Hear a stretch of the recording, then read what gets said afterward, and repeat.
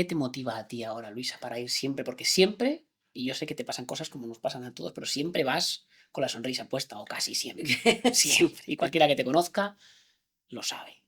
¿Qué, qué te hace vibrar a ti? ¿Qué te hace levantarte con esa fuerza por la mañana? Así. Bueno, yo en eso no tengo mucho mérito.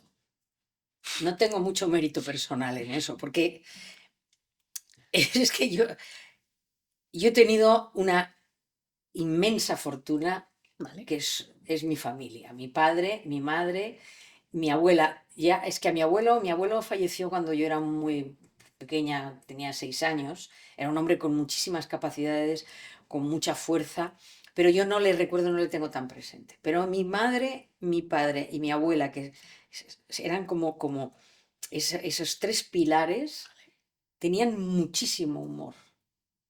Mi madre era una mujer con mucha energía, tenía mucho genio.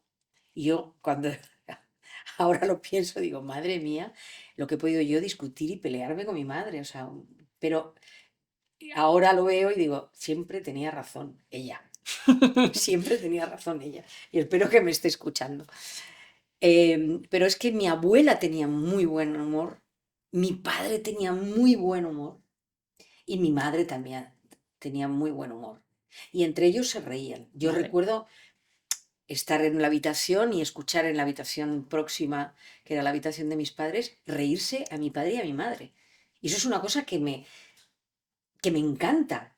Me encantaba de pequeña y me encanta ahora y digo, qué maravilla, porque eso había felicidad. Y luego mi abuela, que es una mujer que sufrió la pérdida de una niña recién nacida, sufrió la pérdida de su marido, sufrió el encarcelamiento de su marido después de la guerra y sufrió la pérdida de mi padre. Ella sobrevivió a mi padre, el único hijo que le quedaba, y nunca perdió el humor. Nunca. A mí me dijo, quiero verlo. Cuando mi padre falleció, me dijo, quiero verlo. Y todo el mundo, ay, por Dios, la abuela, no, no, no, no. Y en cambio ella dijo, quiero verlo. Y me miró a mí a los ojos, que en ese momento me había convertido un poco como en el cabeza de familia, porque mi hermana mayor estaba afuera, mi madre, la pobre, no podía tomar decisiones, estaba hecha polvo. Y me miró a mí y me dijo, necesito ver a mi hijo.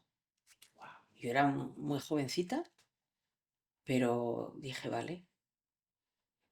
Y se acercó, le dio un beso, le dijo que le quería y le dijo adiós.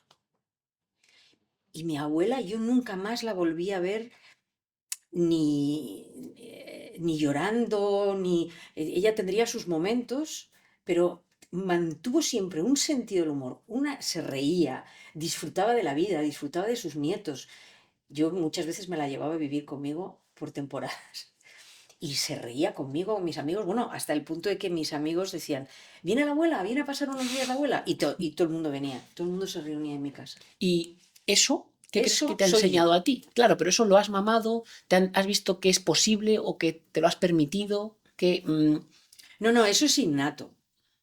Eso es innato. Yo soy una persona positiva, optimista. O sea, yo no es que vea el vaso medio lleno, yo es que siempre lo veo rebosando, ¿no? Por eso te decía que yo no tengo mérito en ese sentido. Es pero ¿no crees genética. también, perdona, que eso es una actitud también? O esto, Sí, o sea, yo creo que claro, también es eso una es una actitud, actitud, pero ¿no? yo tengo una actitud ganadora. Sí, pero la trabajas también, porque, vale, entiendo que hay algo genético, let's say genético, familiar, Sí. sociocultural, pero también, y aquí hablando de la actitud, tú trabajas esa actitud Claro, ganadora, claro, como pero es lo que dices. te digo. Yo en el fondo debo ser una súper egoísta porque yo sé que es una actitud ganadora. O sea, yo lo he vivido en mi casa, lo he vivido Vale. con mi padre, lo he vivido con mi madre, lo he vivido con mi abuela, y yo sé que es mucho mejor la vida si sonríes, si estás así, si siempre lo ves por el lado positivo.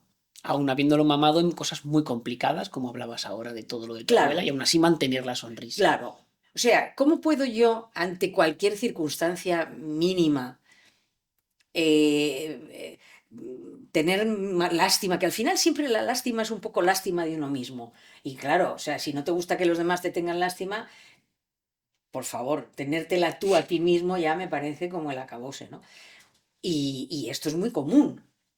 Entonces, ¿cómo voy yo a tener lástima de mí misma si resulta que en esas circunstancias mi abuela no perdió el humor, no perdió, no diré la compostura, pero era una actitud de seguir adelante frente a la vida?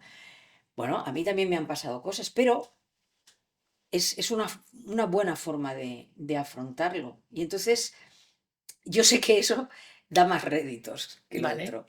Por eso te digo que a lo mejor es que soy más egoísta, pero, pero creo que da más rédito ir por la vida sonriendo. Yo sé que, además yo creo que desde hace muchos años tengo un espíritu muy, muy idealista. Mi padre me decía, ya se te pasará. No se me está pasando, no se me está pasando, pero a él le gustaba y él también lo era. Y a él Y, tampoco se le y pasaba. a él tampoco se le pasaba. Y a mí me encanta porque yo cogía siempre un autobús para ir a la escuela de arte dramático.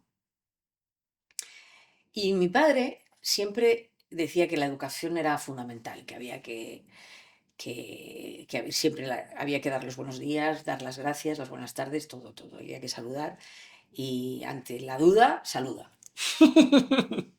Y entonces yo me fui fijando en que a los conductores de autobús muchas veces la gente subía al autobús y no decía buenos días, buenas tardes, no saludaba. Bueno, mi padre tenía muchos conductores de autobús que eran como amigos suyos. Ya, de hecho, no pasaba. Nosotros vivíamos muy cerca teníamos una bombonería, mi padre regentaba la bombonería, que fundó mi abuelo, y no teníamos coche porque mi padre decía, es que no, ¿para qué queremos coche? No necesitamos tener coche. De vez en cuando preguntaba, ¿queréis que tengamos coche? Pues no, ¿para qué? Pues es que, a ver, problema de aparcar, problema de todo. Y eran muy pocas paradas de autobús. Pues mi padre muchas veces ni se llegaba a sentar a los asientos, porque se subía al autobús y se ponía a hablar con el conductor, y tenía varios, como les llamábamos, autobuseros, que eran como amiguetes Claro, suyos. claro. Bueno, pues yo también. Y creo que mi hermana también, hasta que se fue. Qué Y entonces eso es importante es eso, importante. ¿no? De a veces dar espacio a esas personas que muchas veces no son vistas, nadie las...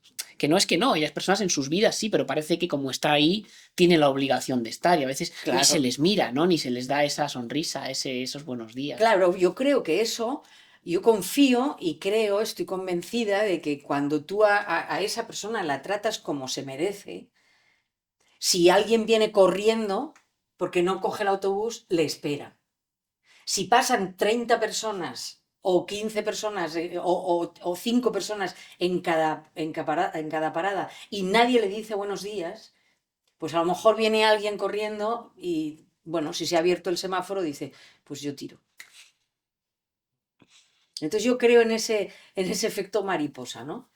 Y que hay cosas que son muy pequeñas, pero que en realidad son muy grandes. Y decir buenos días o sonreír o pedir las cosas con, con cariño y con muchísima educación, pues creo que eso mejora la vida de De las todos. personas, de todos, de nuestro pequeño alrededor, pero como decía antes, son círculos concéntricos.